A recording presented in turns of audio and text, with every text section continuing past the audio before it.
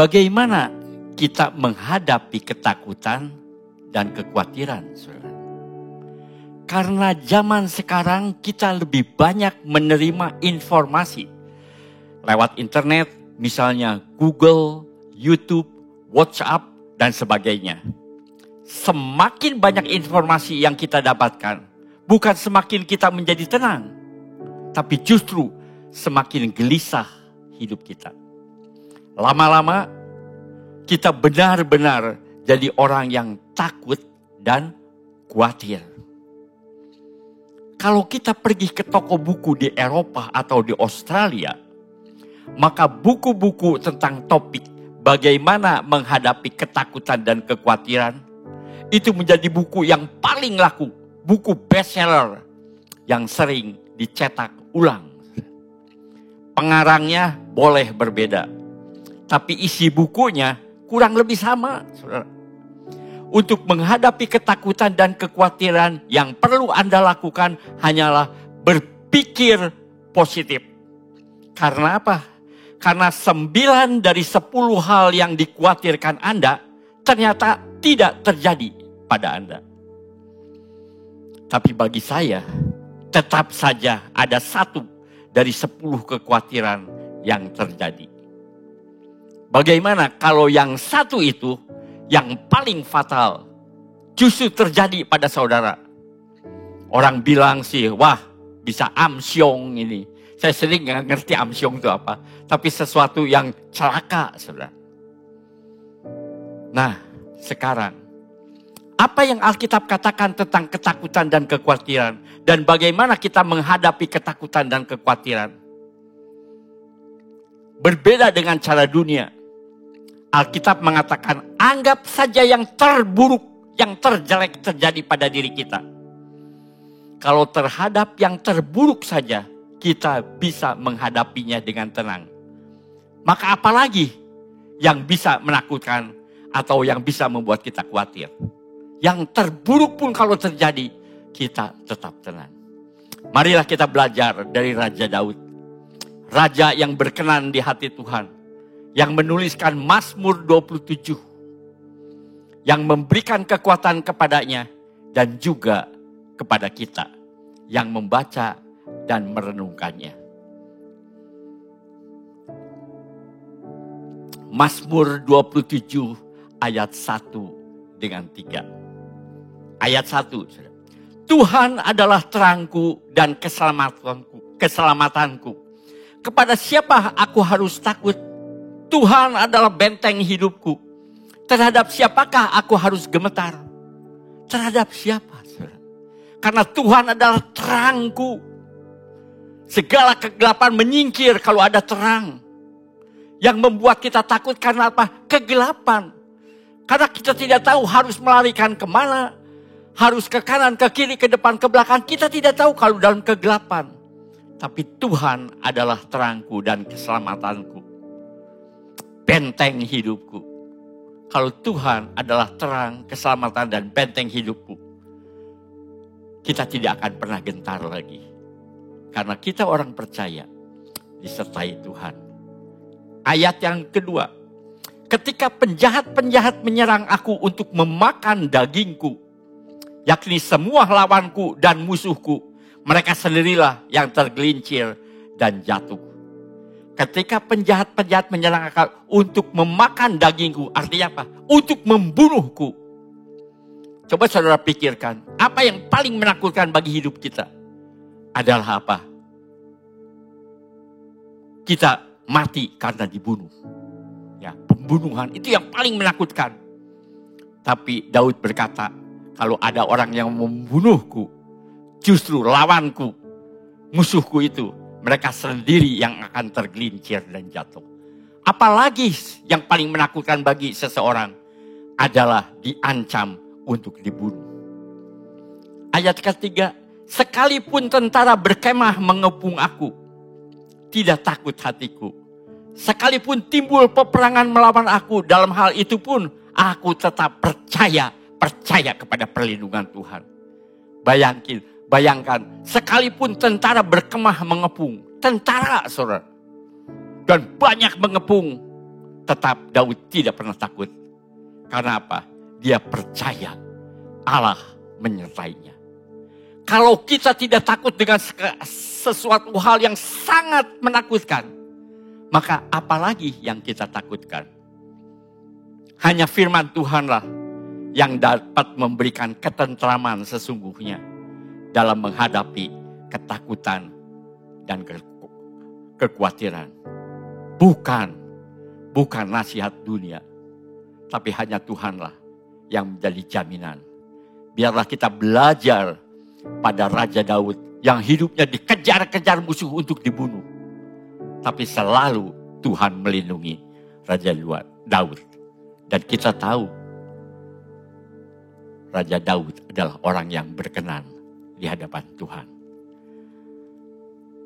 Amin. Pertolongan kita adalah dalam nama Tuhan yang menciptakan menciptakan langit dan bumi, yang dengan setia memelihara selama-lamanya dan tidak pernah meninggalkan pekerjaan tangannya. Terima kasih Tuhan, kami menyembah Allah yang begitu setia. Dan kami merasakan sendiri betapa Engkau menyertai kami, betapa Engkau melindungi kami, dan betapa anugerah-Mu melimpah dalam kehidupan kami. Terima kasih Tuhan, terima kasih. Sehingga sudah selayaknya kami datang untuk menyatakan terima kasih kami.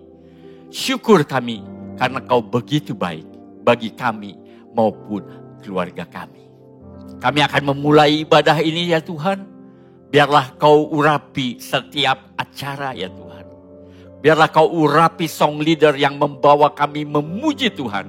Sehingga kami bisa menyalurkan rasa syukur kami. Rasa terima kasih kami melalui pujian. Oleh karena itu urapi song leader yang berserta dengan para pemain musik. Merupakan suatu kesatuan untuk kita merasakan hadirat Tuhan. Kami juga berdoa ya Tuhan, untuk sound system, untuk media yang masih ada online ya Tuhan. Sehingga orang-orang yang tidak bisa datang di rumah mereka bisa beribadah. Beri kepada mereka juga sinyal yang baik. Sehingga mereka bisa mengikuti ibadah ini secara maksimal. Terima kasih Tuhan, terima kasih. Dan urapi hamba-Mu yang membawakan firman Tuhan dengan urapan daripada surga. Karena hanya anugerah Tuhan yang membuat apa yang Tuhan kehendaki bisa tersalurkan melalui khotbah ini ya Tuhan. Sekali lagi hamba-Mu yang tidak bisa apa-apa. Tapi anugerah daripada Tuhan, kasih Tuhan yang membuat kami semua diberkati oleh firman-Mu yang hidup. Terima kasih Tuhan, terima kasih. Kami buka ibadah kami dengan penuh rasa syukur hanya dalam satu nama, Yesus Kristus, Juru Selamat dan Penebus kami yang hidup. Amin.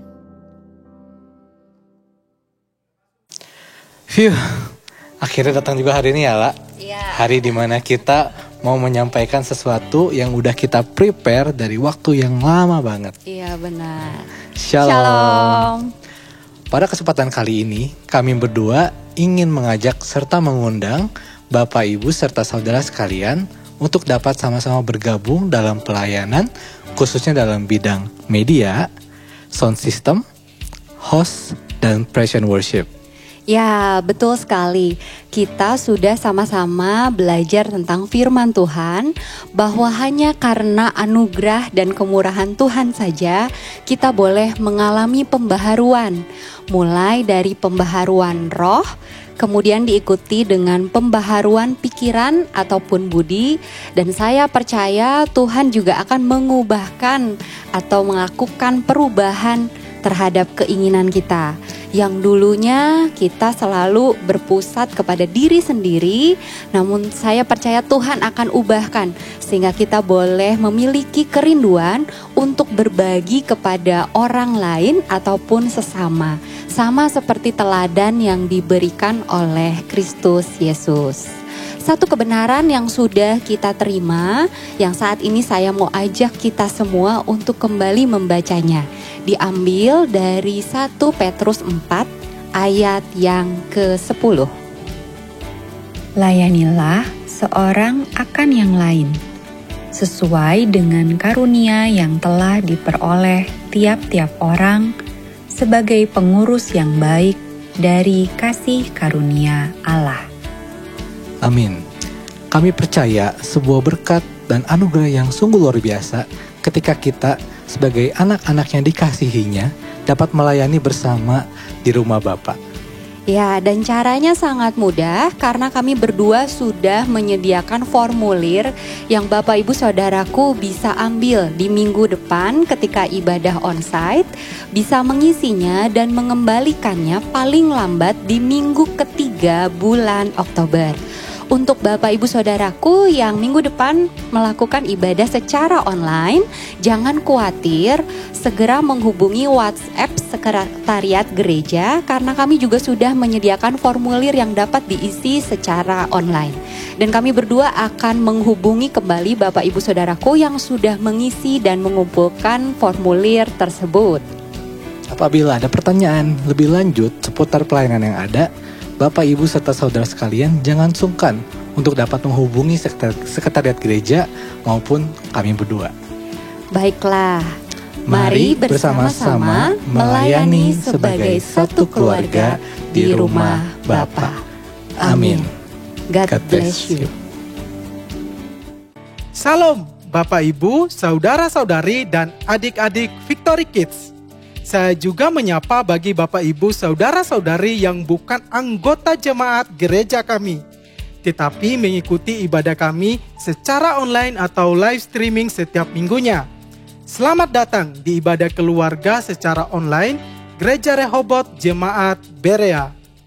Sadari atau tidak disadari, di zaman sekarang kita hidup di tengah perubahan yang signifikan, di mana harga bahan pokok mengalami kenaikan. Bahan BBM juga mengalami kenaikan. Bahkan beberapa perusahaan mengadakan pemutusan hubungan kerja terhadap karyawannya atau yang disebut dengan PHK. Perubahan-perubahan tersebut dapat menimbulkan kecemasan, ketakutan, dan kekhawatiran. Namun, bagaimana sikap kita sebagai anak-anak Tuhan menyikapi perubahan-perubahan tersebut? Izinkanlah saya pada pagi hari ini menyampaikan suatu berita yang sangat baik, independen, aktual, terpercaya, yaitu bahwa hidup kita sebagai anak-anak Tuhan tidak berdasarkan keadaan atau kondisi di sekitar kita yang terus-menerus berubah. Namun, hidup kita berdasarkan iman kita kepada Tuhan Yesus Kristus. Dan di sepanjang bulan Oktober ini, Gereja Rehoboth Berea akan membahas tema iman. Apakah iman itu? Ibrani 11 ayat 1, iman adalah dasar dari segala sesuatu yang kita harapkan dan bukti dari segala sesuatu yang tidak kita lihat. Pada pagi hari ini, kita akan membahas tema iman oleh Bapak Gembala Pendeta Lukas Lasuardi, Insinyur MPM. Oleh karena itu, pastikan bagi setiap kita dapat mengikuti ibadah ini dengan baik, sehingga iman kita kembali dikuatkan dan disegarkan di tengah masa sulit ini. Pagi ini saya juga mengingatkan bahwa ibadah kita pada hari ini disertai dengan perjamuan kudus. Roti atau air anggur, crackers atau air teh dapat dipersiapkan di rumah masing-masing. Namun, sebelum kita mendengarkan firman Tuhan, mari kita terlebih dahulu memuji dan menyembah Tuhan. Selamat beribadah. Shalom Bapak Ibu Saudara-saudari yang ada di rumah. Juga aku mau menyapa untuk adik-adik Victory Kids. Ya, sungguh bersyukur kita dapat berkumpul kembali.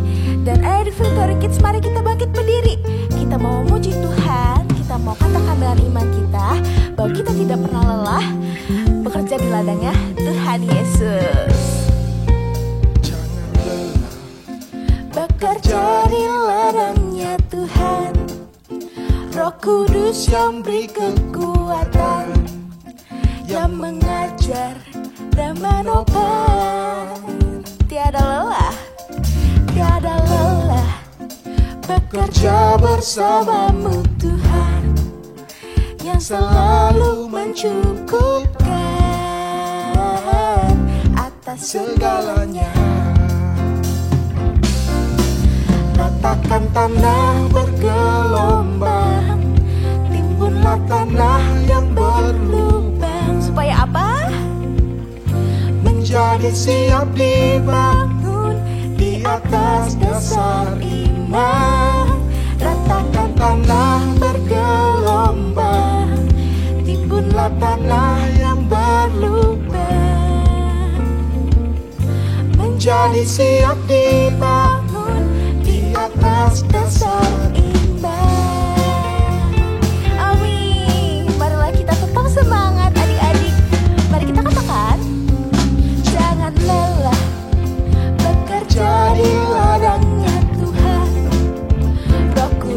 yang beri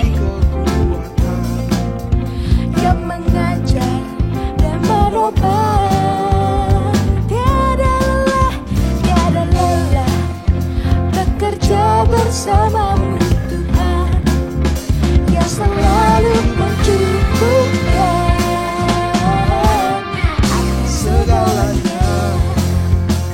Katakan tanah bergelombang, timbullah tanah yang berlubang, menjadi siap dibangun di atas dasar iman. Letakkan tanah bergelombang, timbullah tanah yang berlubang, menjadi siap dibangun di atas dasar iman. Lagi yuk. Letakkan tanah bergelombang, timbunlah tanah yang berlubang. Supaya apa?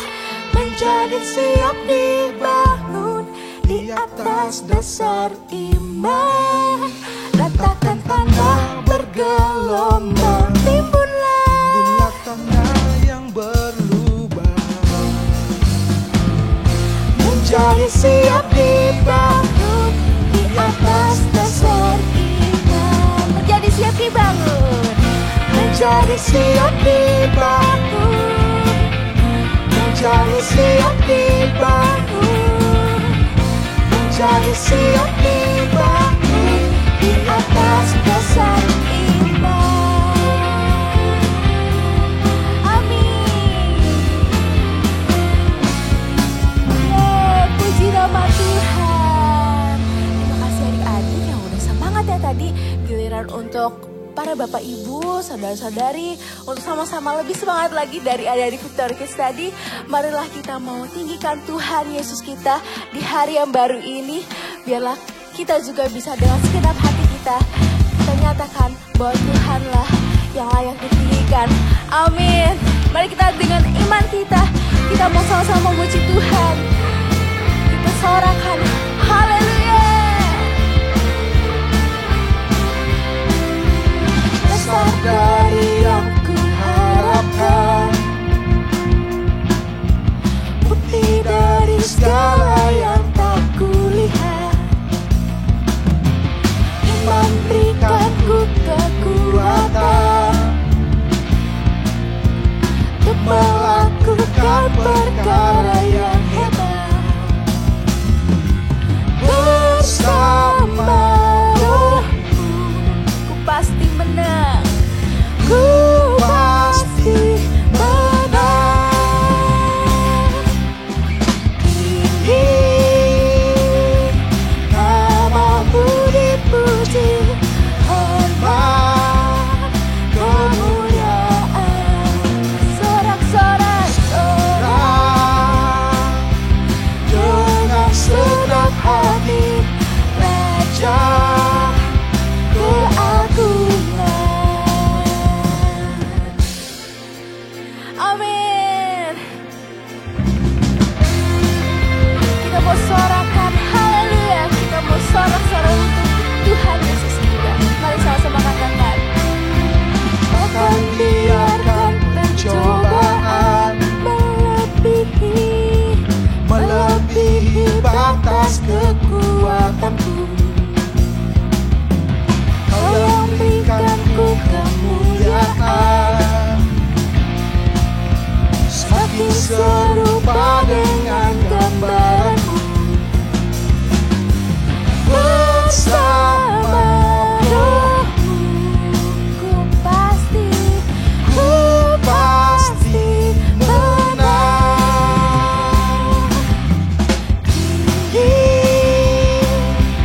Namamu dipuji, hormat kemuliaan hanya bagi Tuhan.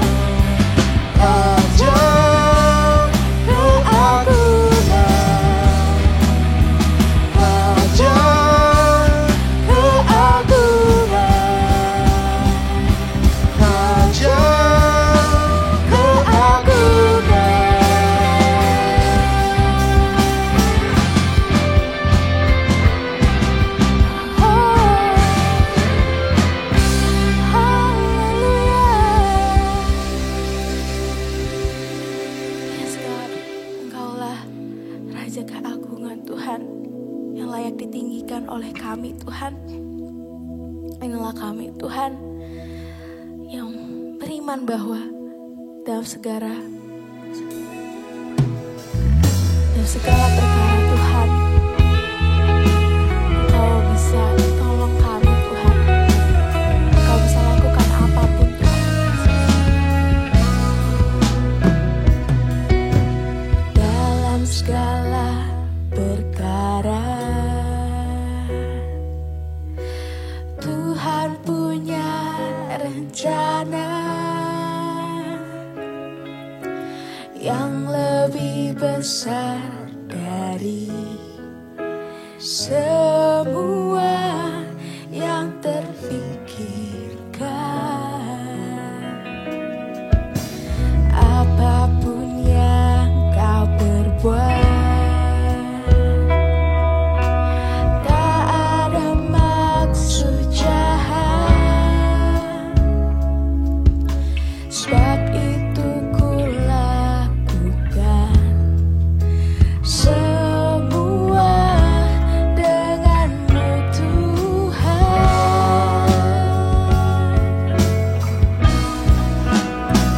Ku tak akan menyerah pada apapun juga, sebelum ku coba semua yang ku bisa, tetapi ku berserah kepada kehendak-Mu. Hatiku percaya Tuhan punya rencana. Hati kami percaya Tuhan bahwa Engkau punya rencana dalam setiap hidup kami, Yesus. Amin. Apapun yang kau perbuat, tak ada maksud jahat, sebab itu ku lakukan semua denganmu Tuhan. Kami tak akan menyerah pada apapun juga, sebelum ku coba semua yang ku bisa, tetapi ku berserah kepada kehendak-Mu. Hatiku percaya Tuhan punya rencana.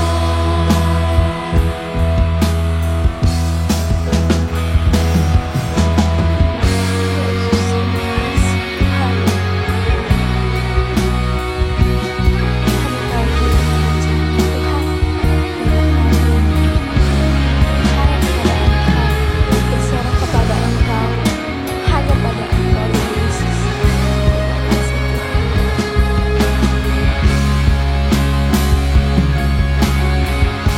Tak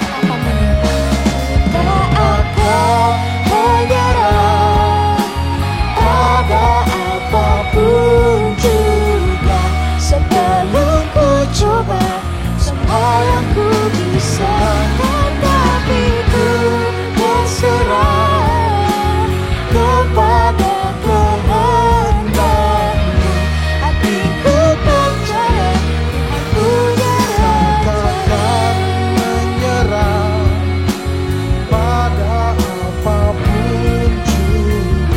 Sebelum ku coba semua yang ku bisa, tetapi ku berserah kepada kehendak-Mu.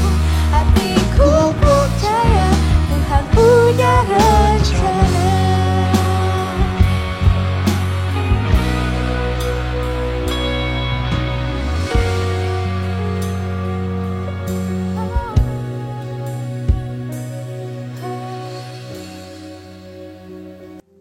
Saya mengundang untuk Bapak Ibu Saudara-saudari bangkit berdiri. Kita akan bersama-sama menyatakan pengakuan iman rasuli.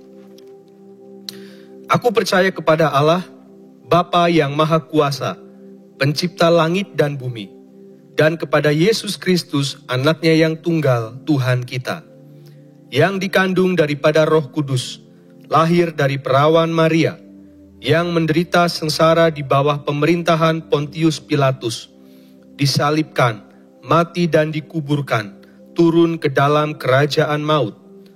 Pada hari yang ketiga, bangkit dari antara orang mati, naik ke surga, duduk di sebelah kanan Allah, Bapa yang Maha Kuasa, dan dari sana ia akan datang untuk menghakimi orang yang hidup dan yang mati. Aku percaya kepada Roh Kudus, gereja yang kudus dan am, persekutuan orang kudus, pengampunan dosa, kebangkitan tubuh, dan hidup yang kekal. Amin. Saatnya tiba ya Tuhan, Kau urapi hamba-Mu dengan urapan daripada surga. Biarlah Roh Kudus mengambil alih mulut bibir hamba-Mu. Berbicaralah sehingga kami, baik yang berbicara maupun yang mendengar, semua diberkati oleh firman Tuhan. Biarlah Roh Kudus dengan leluasa memakai mulut bibir hamba-Mu. Sehingga apa yang dikehendaki-Mu ya Tuhan, tersalurkan melalui khotbah ini. Terima kasih Tuhan. Terima kasih. Terima kasih Tuhan. Terima kasih. Saatnya tiba untuk kami mendengar firman-Mu. Dalam nama Yesus kami berdoa, kami mengucap syukur. Amin. Selamat pagi saudara-saudara. Tema hari ini adalah iman. Iman, saudara. Kalau ada seseorang bertanya, apakah saudara beriman atau percaya bahwa Tuhan itu ada dan Tuhan itu baik? Saya yakin saudara, kita semua, jemaat Berea akan menjawab, ya, saya percaya. Percayakah bahwa Tuhan itu gembala yang baik? Ya, saya percaya. Saya yakin kita semua akan berkata, saya percaya. Percayakah bahwa Tuhan itu Bapa yang baik? Ya, saya percaya. Percayakah bahwa Tuhan itu adalah Savior atau penyelamat bagi hidup kita? Ya, saya percaya. Artinya saudara, kita semua itu orang beriman. Kita semua itu, jemaat Berea, percaya Tuhan. Kita semua itu orang yang percaya Yesus. Kita yakin, kita percaya Tuhan, kita percaya Yesus. Ternyata saudara, sampai saya membaca Lukas 18:8, saya mulai ragu. Saudara. Saya mulai bimbang, apa benar kita adalah orang percaya? Mengapa saudara? Mengapa saya mulai bimbang setelah saya baca Lukas 18 ayat 8?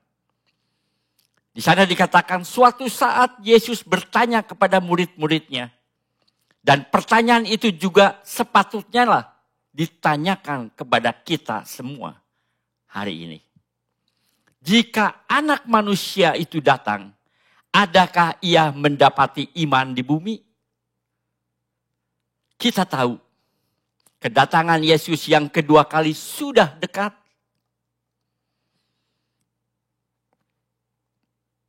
Dan ia bertanya, adakah ia mendapati iman di antara kita?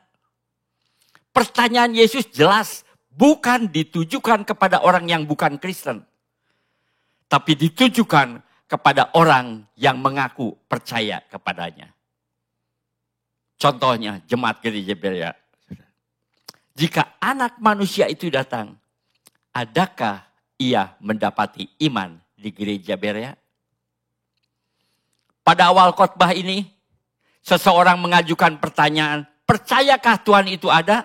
Percayakah dia itu baik? Percayakah dia gembala yang baik? Percayakah dia adalah Bapa yang baik dan penyelamat kita? Dan jawaban kita semua, ya, dia adalah Tuhan yang baik bagi kita. Artinya, sekali lagi, kita semua, jemaat Berea adalah orang beriman. orang percaya kepada Tuhan, percaya kepada Tuhan Yesus. Sekarang mari kita lihat lebih dalam lagi. Apakah benar kita adalah orang beriman? Apakah benar kita adalah orang percaya? Dari pertanyaan Yesus, jika anak manusia datang untuk kedua kalinya, apakah ia mendapati iman di bumi? Dari pertanyaannya seperti Yesus yakin sangat sedikit orang yang memiliki iman. Sampai dia mengajukan pertanyaan itu. Pada awal khotbah kita merasa kita semua adalah orang beriman. Tapi mengapa Yesus mengajukan pertanyaan seperti ini? Kalau aku datang kembali, apakah aku mendapati iman di bumi? Saya mulai berpikir, menurut kita banyak orang yang percaya, beriman kepada Yesus. Tapi menurut Yesus, sangat sedikit orang yang percaya kepadanya. Jadi, ada perbedaan yang menyolok antara orang yang beriman menurut Yesus dan orang yang beriman menurut kita. Saya akan coba menjelaskannya dengan sebuah ilustrasi. Karena ilustrasi seringkali membuat kita lebih gampang, lebih mudah mengerti. Kalau saya bertanya kepada seseorang, apakah saudara sehat? Pasti jawabnya, oh tentu saja. Saya merasa sehat, saya merasa fit. Saya yakin saya sehat. Saudara bisa melihat sendiri. Apa saya kelihatannya sakit? Tidak kan? Tidak kan? Kata dia. Saya akan menjawab, jangan cepat-cepat merasa yakin. Kalau saudara belum pergi ke lab. Jangan gampang-gampang yakin kalau saudara belum dicek di lab. Kalau saudara sudah pergi ke lab, sudah general check up, tekanan darahnya oke, demikian juga kolesterol, asam urat, gula darah, jantung, paru-paru, semuanya oke, barulah saudara bisa dengan yakin berkata, saya sehat, saya sehat. Lab atau hasil lab itu yang memastikan apakah saudara sehat atau tidak. Bukan diri saudara. Bukan perasaan saudara yang menentukan. Atau meyakinkan saudara sehat. Demikian juga dengan iman. Saudara pikir saudara adalah orang beriman. Orang yang percaya Yesus. Jadi pasti masuk surga. Pasti menerima keselamatan kekal. Apakah saudara yakin saudara orang yang beriman? Jangan seperti orang yang yakin sehat. Tapi tidak pernah dicek di lab. Ingat, lab lah yang menyatakan apakah saudara sehat atau tidak. Bukan anggapan saudara. Bukan perasaan saudara. Bukan diri saudara. Demikian juga. Alkitablah, firman Tuhanlah yang merupakan lab rohani. Yang memastikan apakah kita beriman atau tidak. Yang saya khawatirkan, saudara. Yang saya takutkan. Saudara merasa beriman. Tetapi setelah dicek dengan firman Tuhan, hasil pengecekannya menyatakan saudara adalah orang yang tidak beriman. Bayangkan saudara. Bayangkan pada waktu kita meninggal. Saudara buka mata setelah meninggal. Loh, mengapa saya ada di sini? Kok saya ada di sini? Kok saya ada di neraka? Bukankah mestinya saya ada di sorga? Saya kan orang percaya. Saya kan orang beriman. Kenapa jadi begini ya? Benar-benar gawat nih. Tapi semua sudah terlambat, saudara. Oleh karena itu, marilah kita cek dengan firman Tuhan. Bukan merasa diri beriman. Bukan karena tiap minggu kita tidak pernah bolos beribadah. Hanya karena tiap minggu kita datang. Sehingga kita yakin kita beriman. Alkitab sama sekali tidak pernah mengatakan kalau kita tidak pernah bolos ke gereja, kita adalah orang beriman. Firman Tuhanlah yang membuktikan apakah kita orang beriman atau tidak. Bukankah Yesus berkata, bukan orang yang berkata Tuhan, Tuhan. Bukan orang yang membuat mujizat yang masuk ke dalam kerajaan sorga. Tetapi yang melakukan kehendaknya.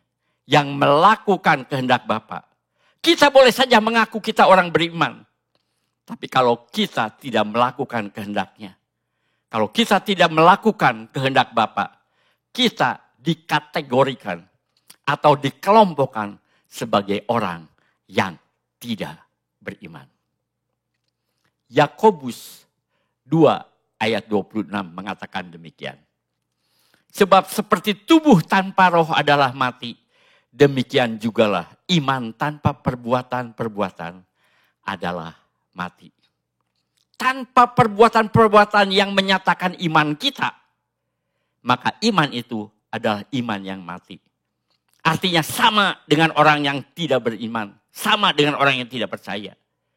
Sekali lagi saudara, firman Tuhanlah yang menyatakan atau meyakinkan tentang iman kita. Bukan perasaan kiri, bukan perasaan kita, atau perkataan orang lain. Dulu saudara, saya sedikit kesaksian, dulu saya seringkali mendengar kata-kata imani. Sekali lagi imani, kamu sih sering kurang beriman. Imani. Waktu kamu sakit, imani, kamu pasti sembuh. Waktu kamu tidak memiliki pekerjaan, imani, kamu pasti dapat pekerjaan. Waktu kamu tidak memiliki kendaraan, imani, kamu pasti memiliki kendaraan.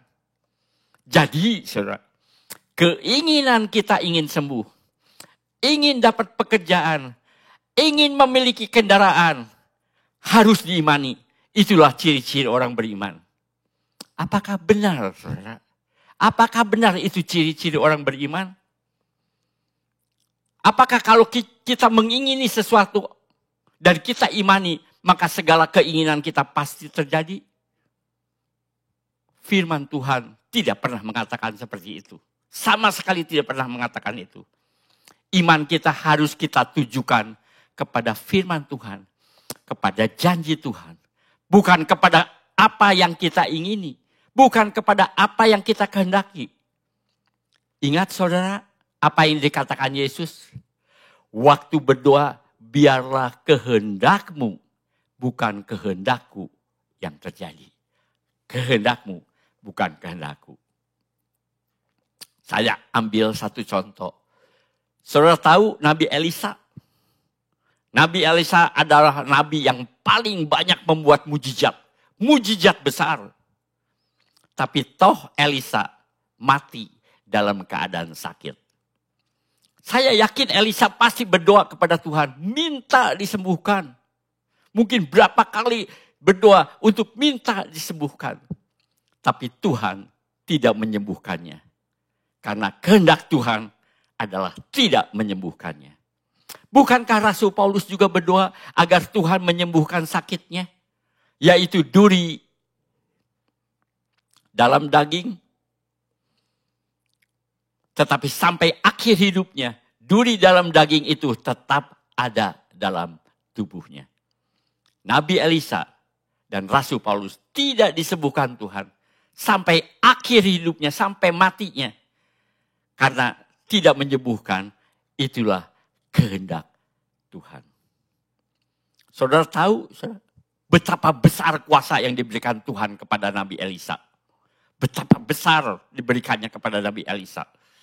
Alkitab menceritakan ketika ada mayat orang lain yang menyentuh mayat Elisa. Mayat orang lain itu langsung hidup kembali. Bayangkan saudara, mayat Elisa bisa menghidupkan orang yang sudah mati. Orang yang sudah jadi mayat hidup kembali. Ini bukan isapan jempol saudara. Alkitab sendiri yang mengatakannya. Karena Tuhan memberi Elisa kuasa 2 kali lebih besar daripada Nabi Elia. Nabi yang hebat. Tapi sampai matinya Elisa tetap sakit.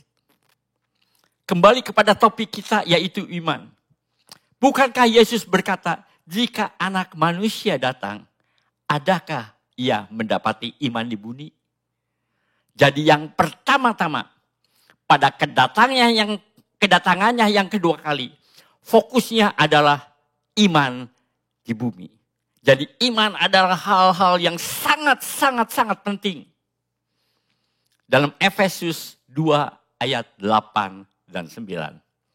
Sebab karena kasih karunia, kamu diselamatkan oleh iman. Itu bukan hasil usahamu, tapi pemberian Allah. Itu bukan hasil pekerjaanmu. Jangan ada orang yang memegahkan diri. Jangan ada orang yang. Kalau kita baca firman Tuhan memberikan suatu definisi tentang iman. Dalam Ibrani 11 ayat 1. Ya. Iman adalah dasar dari segala sesuatu yang kita harapkan. Dan bukti dari segala sesuatu yang tidak kita lihat. Saya akan menjelaskan Ibrani 11 ayat 1 melalui Alkitab versi AVB. Apa singkatannya AVB? Alkitab versi Borneo. AVB itu adalah terjemahan firman Tuhan dari bahasa aslinya ke bahasa Malaysia. Inilah Alkitab dalam bahasa Malaysia yang pertama.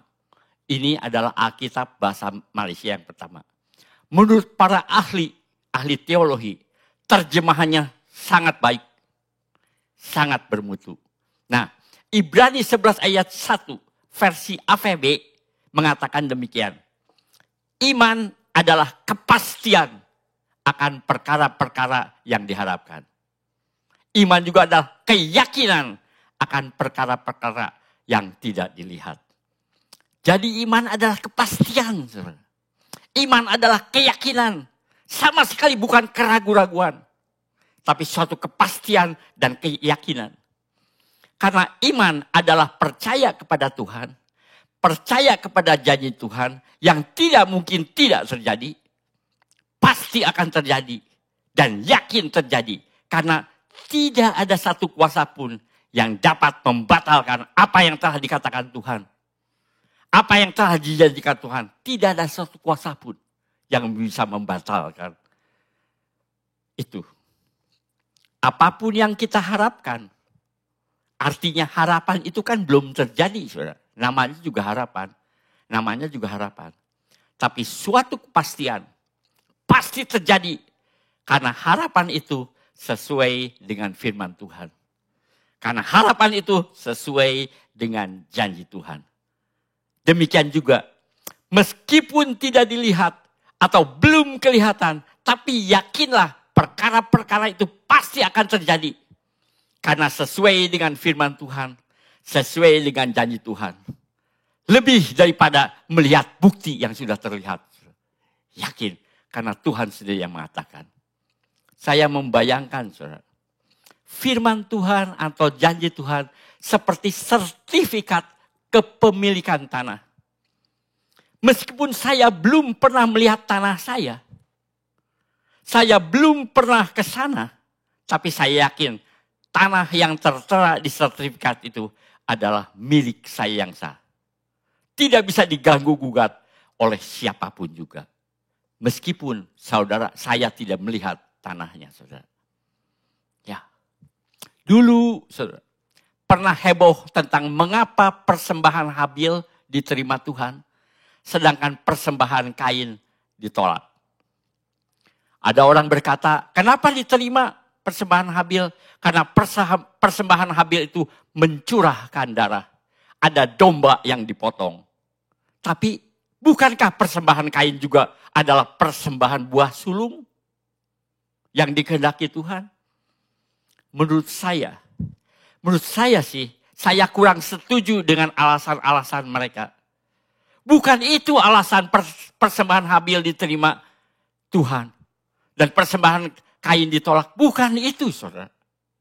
Bagi saya alasan yang utama mengapa Tuhan menerima persembahan Habil adalah Ibrani 11 ayat 4.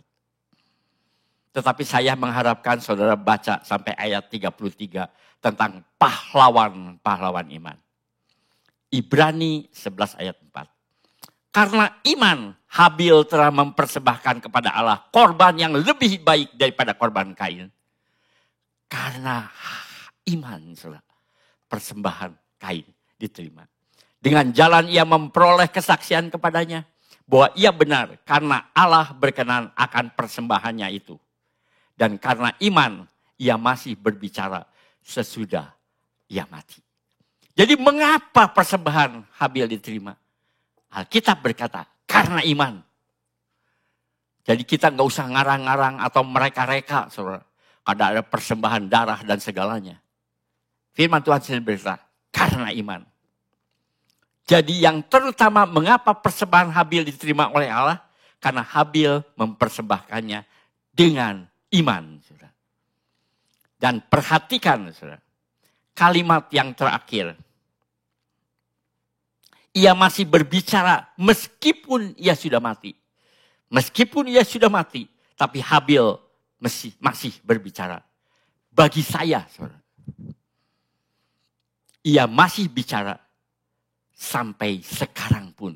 Sampai saat berkhotbah pun, Habil masih berbicara. Tidak ada satupun yang berkenan bagi Allah tanpa iman. Itulah yang dikatakan oleh Habil. Tidak ada satupun yang berkenan bagi Allah tanpa iman. Ibrani 11 ayat 6a dikatakan, tetapi tanpa iman tidak mungkin orang berkenan kepada Allah. Saudara melakukan tanpa iman, hal itu tidak berkenan di hadapan Tuhan.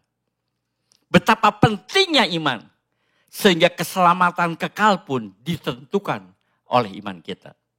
Dalam Efesus 2, 8-9. Sebab karena kasih karunia kamu diselamatkan oleh iman. Itu bukan hasil usahamu, tetapi pemberian Allah.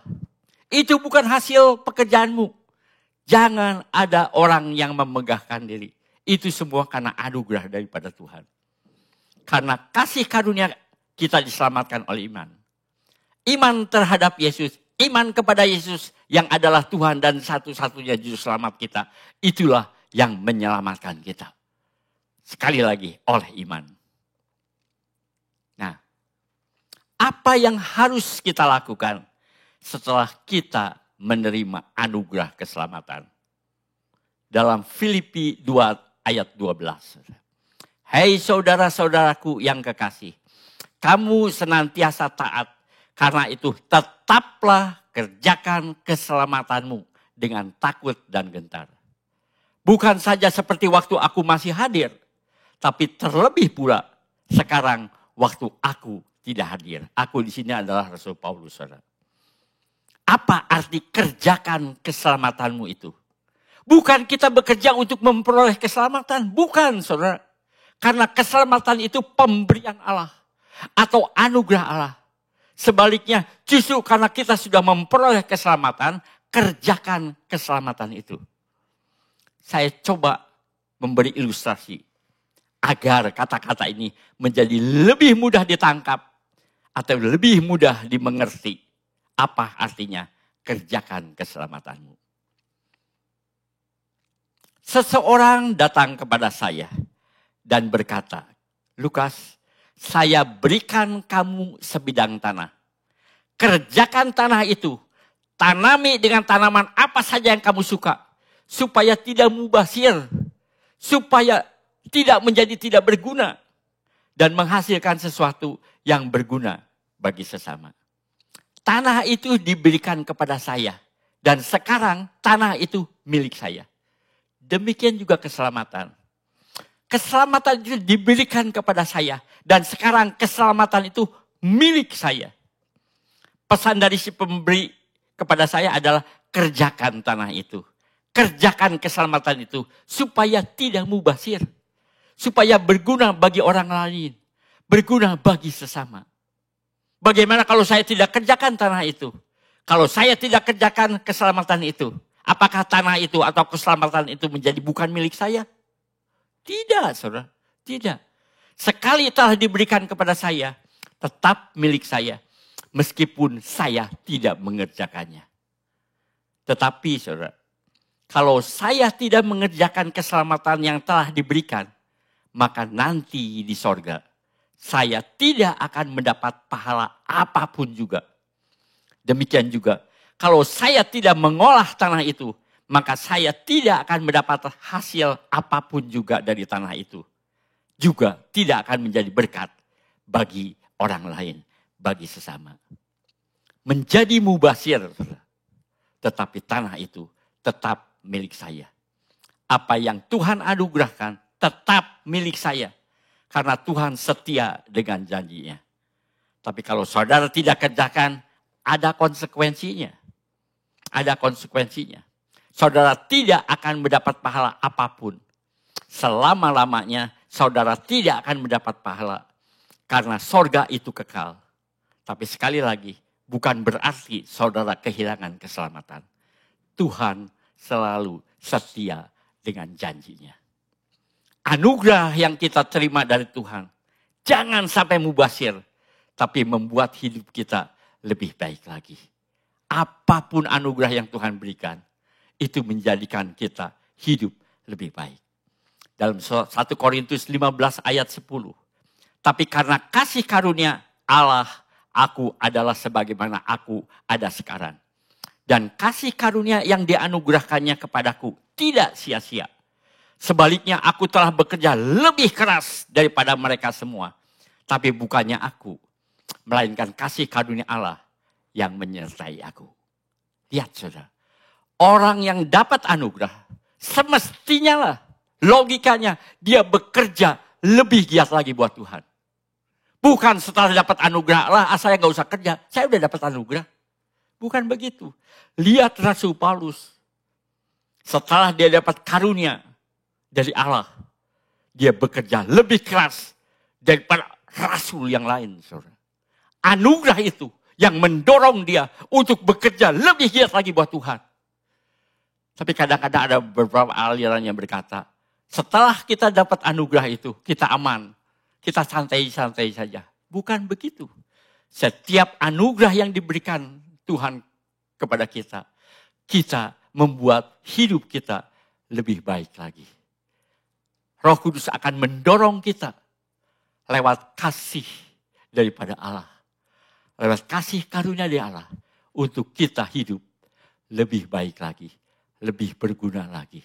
Sehingga hidup kita menjadi hidup yang tidak mubazir lagi. Amin. Mari kita masuk dalam doa. Terima kasih Tuhan, terima kasih atas firman-Mu. Kami tahu iman adalah anugerah daripada Allah. Karena anugerah dari Allah memberikan kepada kita iman. Sehingga kami bisa melayani Tuhan lebih baik.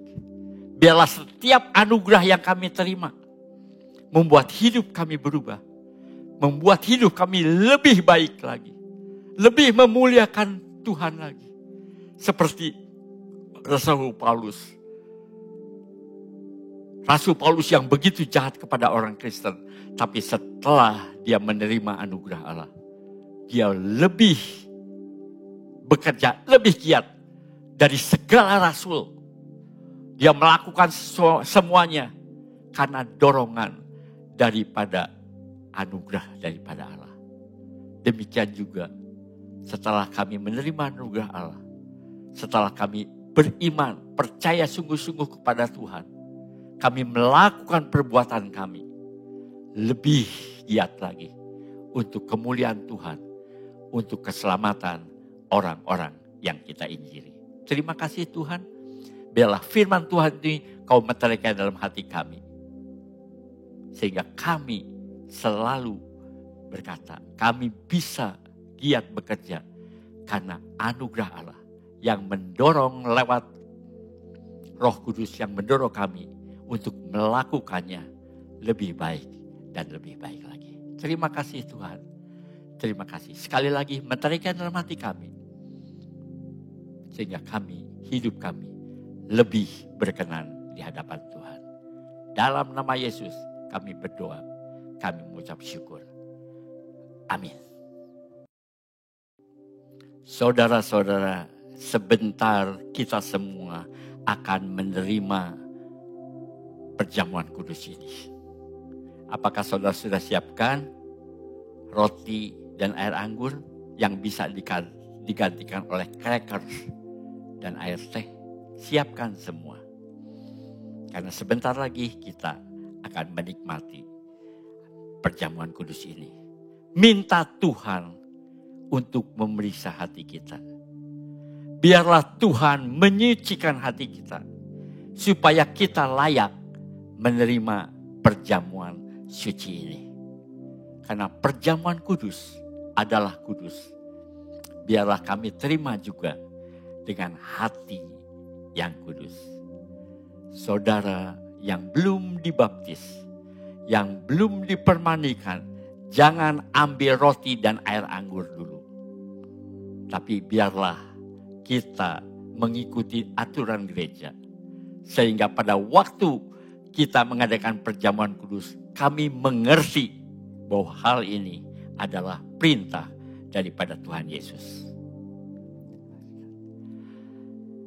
Mari kita berdoa. Bapa kami yang ada di surga, sebentar kita semua akan menikmati perjamuan kudus. Oleh karena itu ya Tuhan, sucikan hati kami, layakkan hati kami. Biar Roh Kudus menyucikan hati kami, sehingga kami layak menikmati perjamuan kudus ini. Karena perjamuan kudus harus diterima dalam hati yang kudus. Terima kasih Tuhan. Sekali lagi ya Tuhan, sucikan hati kami, sehingga kami layak dalam menikmati perjamuan kudus ini. Dalam nama Yesus kami berdoa, dalam nama Yesus kami bersyukur. Amin. Dan sekarang saudara-saudara, angkatlah roti di atas kepala kita.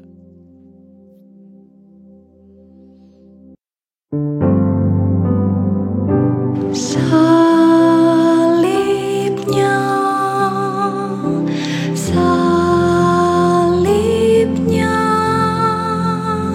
selamanya mulia. Hatiku disucikan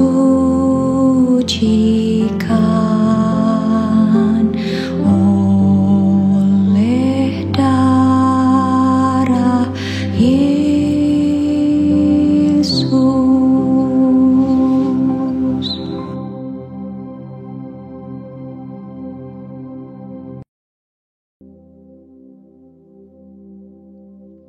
Dan ketika mereka sedang makan, Yesus mengambil roti, mengucap berkat atasnya, memecahkannya, lalu memberikannya kepada murid-muridnya dan berkata, ambillah, makanlah, inilah tubuhku yang diserahkan bagi kamu. Perbuatlah ini menjadi peringatan akan aku. Bukankah roti yang kita telah pecahkan adalah persekutuan dengan tubuh Kristus? Marilah kita makan dalam nama Tuhan Yesus Kristus.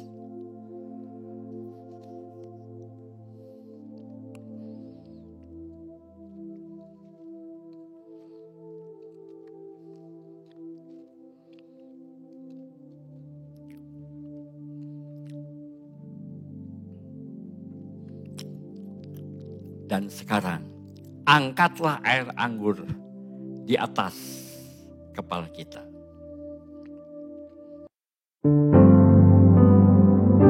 Salibnya, salibnya, selamanya mulia.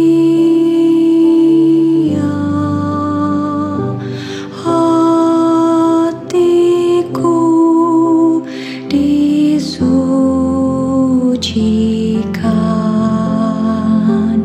oleh darah Yesus.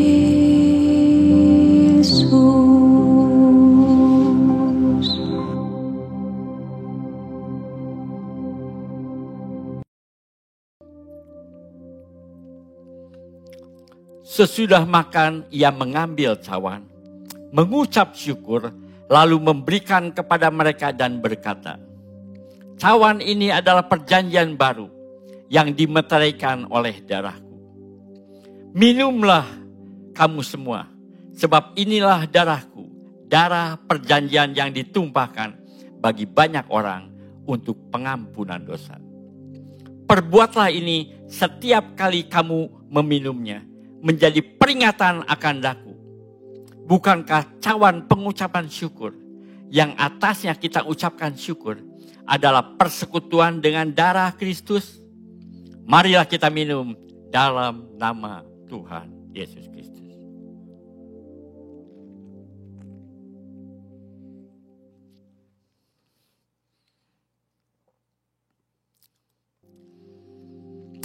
Marilah kita berdoa. Bapa kami yang ada di surga, kami bersyukur kami menikmati perjamuan kudus. Kami bersyukur Roh Kudus telah menyucikan hati kami sehingga kami layak di hadapan Tuhan. Bukan karena layak, tapi Tuhan yang melayakkan kami. Kami bersyukur juga, kami bersyukur dengan persekutuan dengan Yesus yang adalah Tuhan kami. Sehingga lewat perjamuan kudus, persekutuan ini menjadi lebih erat dan lebih erat lagi. Biarlah perjamuan kudus ini mengingatkan kami akan pengorbanan Yesus. Kami yang tidak layak dijadikan layak. Kami yang berdosa menjadi tidak berdosa. Karena Yesus berkorban. Yang tidak berdosa dijadikan berdosa oleh dosa kami. Kami bersyukur akan pengorbanan Yesus. Karena tanpa pengorbanan Yesus, kami tidak mungkin bisa diselamatkan. Biarlah perjamuan kudus ini menyadarkan kami semua persekutuan orang yang beriman. Kami tidak pernah menjadi yatim piatu. Kami tidak pernah berjalan sendirian. Karena kami adalah tubuh Kristus. Dan Yesus adalah kepala. Kami juga bersyukur karena kami sadar akan kedatangan Tuhan Yesus yang kedua kali. Sehingga kami semua menjaga kehidupan kami, memeriksa hidup kami. Karena semua perbuatan kami, apa yang kami lakukan, kami harus pertanggungjawabkan di hadapan Tuhan. Hal ini membuat kami menjaga perbuatan kami. Terima kasih Tuhan, terima kasih. Terima kasih hari ini kami menikmati perjamuan kudus. Terima kasih. Dalam nama Tuhan Yesus kami berdoa dan bersyukur. Amin.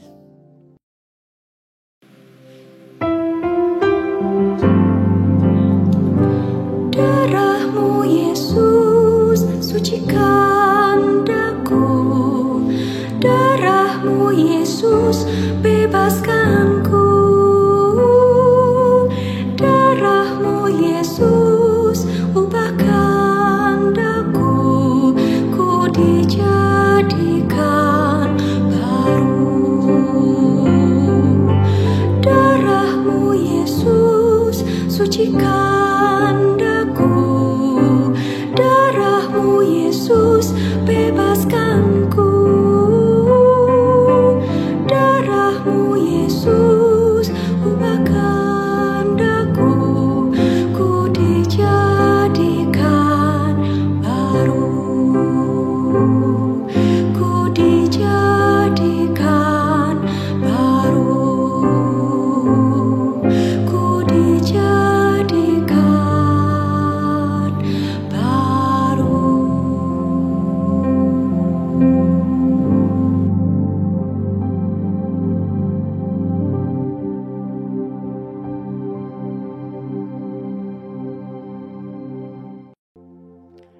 Dan sekarang marilah kita angkat tangan kita semua untuk menerima berkat Tuhan.